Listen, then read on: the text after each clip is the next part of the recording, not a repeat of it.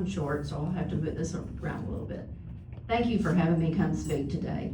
I want to tell you, first of all, I want to tell you one of the greatest pleasures and honors and privileges of my life is to serve as a Knox County Commissioner. I was never destined to be a politician. I have been serving the public since I was a teenager. I started off working on Ronald Reagan's campaign that I think was one of our best presidents we ever had outside of President Trump. But I had got married and had 6 children and now have 12 grandchildren. And one of those is a superstar basketball player that plays at Miracle College. When I was raising my children, I did volunteer in spite of having 6 kids. I worked at the Red Cross in the school almost every day. I coached softball. I coached cheerleading. I headed the POW Recreation Committee so that dozens and dozens of kids could play softball, baseball, even football. So I've always had a heart for volunteering and public service. I then worked as a real estate agent and a builder for 18 years, and our specialty was building homes for basically first-time home buyers, helping people trying to buy their first home. I've always tried to look to make a difference in people's lives.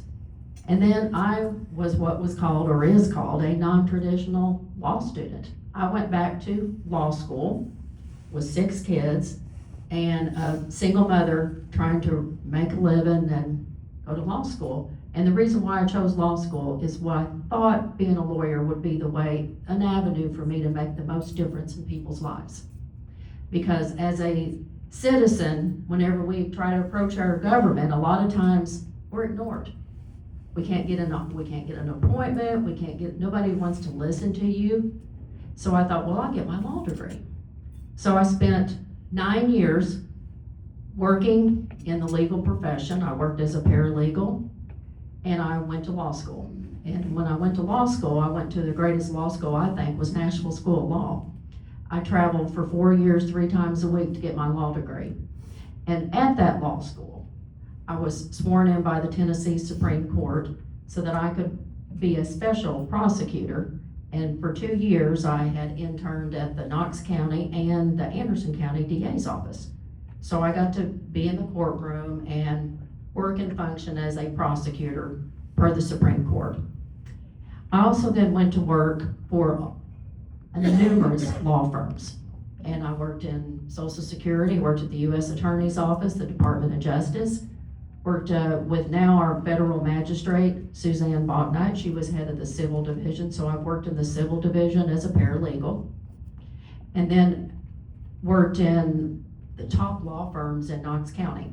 So I have a lot of experience before I was able to go to law school and become a lawyer.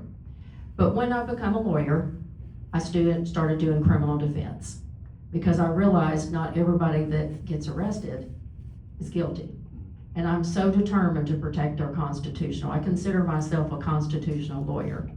And when government governs government, we're in trouble. I think the people need to go. People determine who our government is. People are who we answer to. And I did that as a commissioner. Being a commissioner, I always wanted to keep taxes low, not raise taxes. Transparency in our government.